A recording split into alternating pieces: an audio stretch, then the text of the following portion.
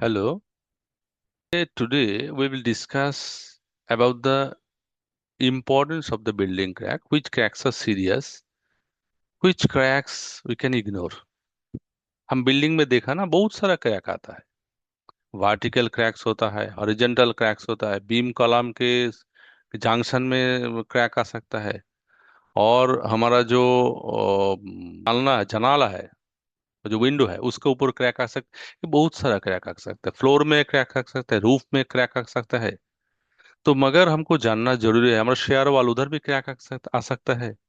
मगर हमको जानना जरूरी है कौन सा क्रैक का क्या इंपॉर्टेंस है, और कौन सा क्रैक हम इग्नोर भी कर सकते हैं, मगर कौन क्रैक आने से हमको स्पेशल प्रिकॉशन लेना पड़ेगा, और हर क्रैक को कैसे हम डिफाइन करें, कौन क्रैक कैसा है, और हम किसके ऊपर कितना ध्यान देना चाहिए, और इन फ्यूचर एक क्रैक से हमारा कोई बड़ा हार्म ना हो। यही तो। आइए, so for that reason I'm to share with you these slides basically। जानना जनाला है, जो विंडो है उस, तो हमने तो अभी बात कर ही लिया इसके ऊपर जो सब, और जितना भी क्रैक है, और every type of crack are not serious, और having not equally dangerous to our structure, मगर इसमें हिडन डेंजर हो सकता है। अभी which उसके बारे में हम डिस्कस करेंगे।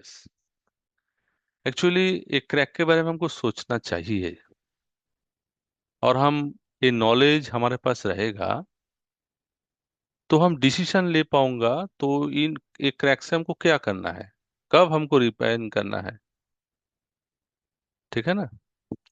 अभी हिडन स्ट्रक्चरल डिस्ट्रेस, ये जो क्रैक आता है, ये बहुत सारा क्रैक डेवलप हो जाता है due to judicial design of the structural design. Proper improper soil structure interaction, ये असेसमेंट ना करके, प्रॉपर सॉइल टेस्टिंग ना करके, डिजाइन जुडिशियल ना करके, हमने क्या कर दिया, ये जो लोड हमने कंस्ट्रक्शन कर दिया, और इन फ्यूचर क्या होगा, उसमें बहुत डिस्ट्रेस डेवलप हो जाएगा। जो कॉलम सेटल हो जाएगा, डिफरेंशियल सेटलमेंट हो सकता है। हर कॉलम को, एक कॉलम 20 मिलीमीटर सेटलमेंट हुआ तो एक कॉलम 50 मिलीमीटर सेटलमेंट हो गया। अभी ये जो डिफरेंशियल जो सेटलमेंट के जो डिफरेंशिएशन हो गया ना, ये क्या होगा, ये पूरा बीम कॉलम जंक्शन में एडिशनल स्ट्रेस डेवलप हो जाएगा, और इससे जितना टाइम जाएगा हमको क्रैक डेवलप हो सकता है, वो ज्यादा प्रोपागेट हो सकता है। इसके बारे में हमको सोचना चाहिए। और बहुत सारा क्रैक है, ऐसा नहीं हो तो उसका मटेरियल जो है, ब्रिक का जो क्वालिटी है, प्लास्टर का जो क्वालिटी है, उससे भी आ सकता है।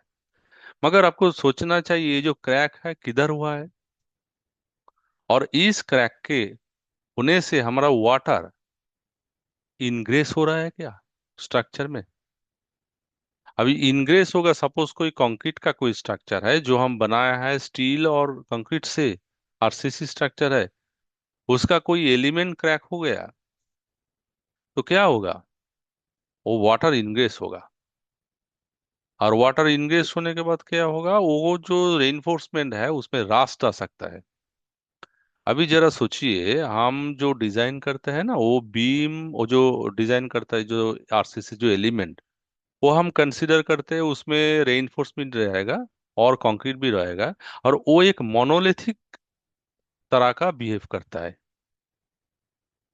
इसका मतलब वो कंक्रीट अलग सा बिहेव करता है और रेइनफोर्समेंट अलग सा बिहेव करता है, ऐसा नहीं। वो दोनों मिला के एक होकर बिहेव करता है। मगर वो रास्ट होने से वाटर इनग्रेस होगा तो स्टील में रास्ट आ जाएगा, तो क्या है, उसका चीर धरेगा वो, कंक्रीट वो रेइनफोर्समेंट से अलग हो जाएगा, तो वो मोनोलिथिकली एक्ट नहीं करेगा। और मोनोलिथिकली एक्ट नहीं करेगा तो बिल्डिंग का कैपेसिटी जो हमने डिजाइन में कंसीडर किया था, जो ए कॉलम ए बीम इतना लोड ले सकता है, इतना इतना स्ट्रेंथ है, वो स्ट्रेंथ सिग्निफिकेंटली रिड्यूस हो जाएगा। यही हमारा प्रॉब्लम है। और जो भी होगा रिपेयरिंग कॉस्ट हमको टाइम टाइम हमको एस्केलेशन हो जाएगा। इसके बारे में बेसिकली हमको सोचना राइट चाहिए, नाउ आई और विल बहुत सारा discuss on the common mistakes that make things verse. हमने क्रैक देखा है। हमने क्या है, कोई इंजीनियर का पास नहीं गया, कोई इंजीनियर से हम डिसीजन नहीं लिया। हमारा पास जो लेबर है उसको बोला आओ भाई, और ये जो क्रैक है देखो और रिपेयर कर दो। तो क्या है, हमारा तो एक डिजीज हुआ है, एक डिजीज है। हमारा शरीर में जो आता है डिजीज है, हम क्या है कंपाउंडर के पास जाते हैं, उससे मेडिसिन ले लेते हैं। मगर वो हमको इन्वेस्टिगेशन करना है। जो हम रिजल्ट हमको देख रहा है, हम ऊपर में जो क्रैक आया है, हमारा शरीर तबीयत खराब है, हमारा बुखार आया है, तो किस लिए आया है, उसका प्रॉब्लम किधर है, पहले उसको डिटेक्ट करना चाहिए।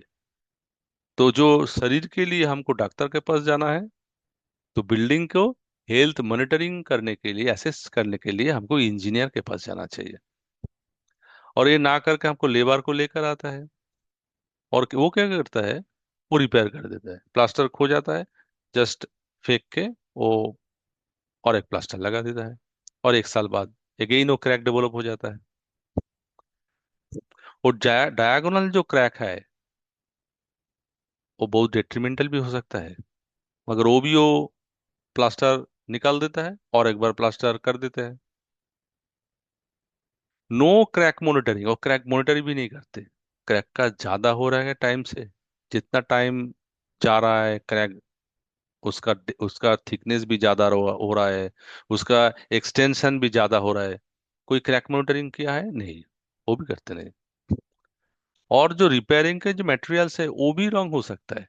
ये जो रिपेयरिंग है, ये करने के लिए सपोज हमने डायग्नोसिस से नहीं किया जो किसके लिए वो क्रैक हो सकता होता है बा हो रहा है, वो डिटेक्ट नहीं करेंगे, तो उसका मेडिसिन कैसे डिटेक्ट होगा,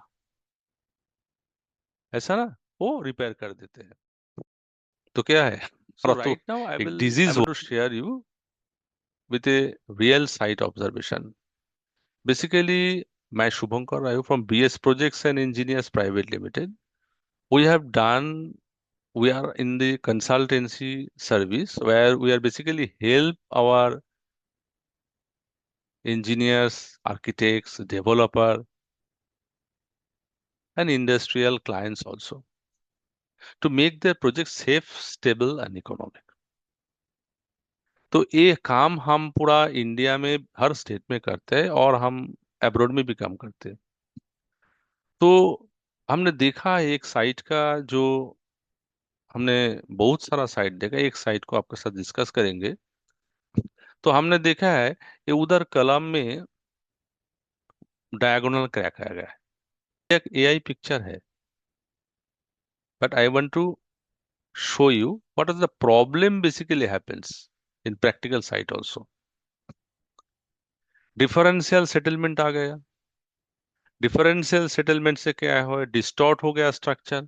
वर्टिकल हॉरिजॉन्टल क्रैक है, कॉलम में क्रैक आ गया। वाटर लीकेज हो रहा है। ये सारा प्रॉब्लम हो रहा है, और ये दिन दिन वो ज्यादा हो रहा है। एक एआई पिक्चर है। अभी हम ये जो क्रैक आया है, इसको हम अनट्रीट करके ही छोड़ दिया, ट्रीट ही नहीं किया। इससे क्या प्रॉब्लम होता है, पहले तो स्मॉल क्रैक होता है, हमने समझ लिया ठीक है चलो इंजीनियर के बुला लेते हैं, क्या बुलाओ उसको, पैसा लगेगा, तो हमने छोड़ दिया। अभी प्रॉब्लम क्या आता है, देखिए छोटा सा स्मॉल क्रैक है, वाटर इनग्रेस होता है, रेइनफोर्समेंट में रास्ट हो जाता है, उसका स्ट्रक्चरल जो एलिमेंट है जिसके ऊपर हम डिजाइन किया है, जो मोनोलिथिक कंसिडर किया, अभी मोनोलिथिक नहीं रहा, डिजाइन कैपेसिटी कम हो गया।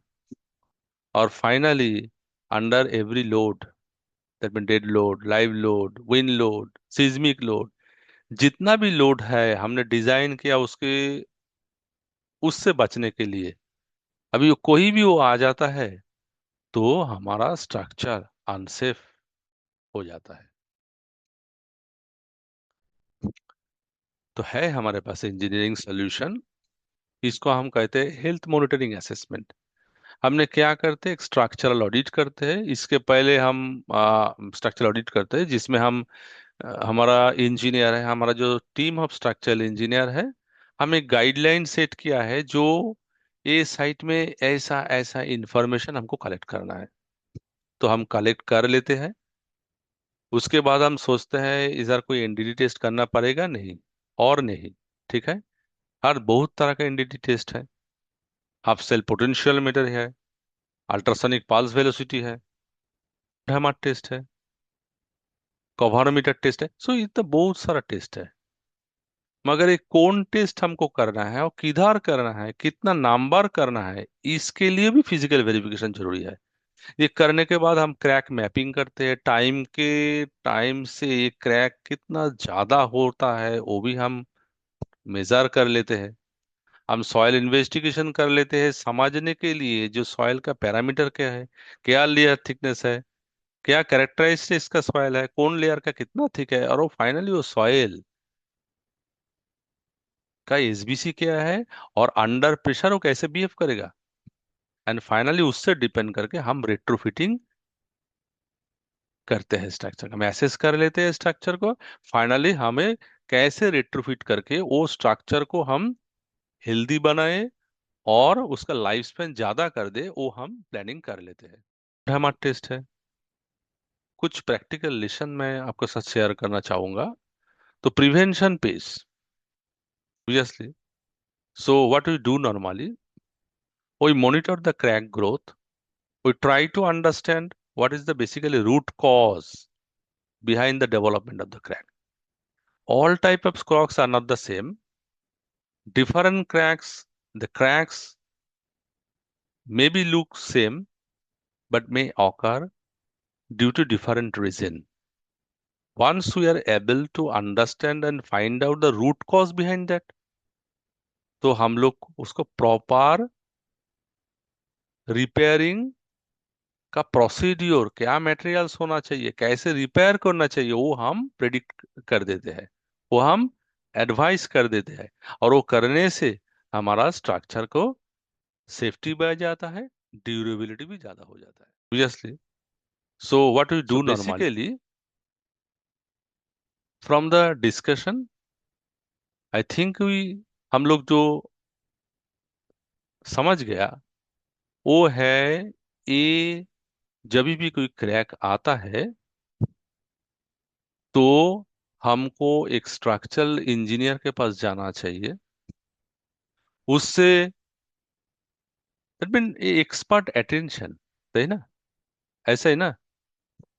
तो उसको बोलना चाहिए सर आप इंस्पेक्ट करो प्रॉपरली, डायग्नोसिस करो करो, और बाद में हमको सजेस्ट करो जो कैसे रिपेयर करना है और क्या रिपेयर करना है, मटेरियल हमको क्या चूज करना है, प्रोसीड्यूर ऑफ रिपेयरमेंट कैसा होना चाहिए। So thank you for that. Actually हम बहुत सारा information, basic what I have gain throughout the whole span of my 24 years, is not a very small span of experience. So I want to share each and everything with you. So I will request you to subscribe this channel, as whatever the new videos we bring, you can go through that and get whatever you want to know or you are interested to know. Thanks.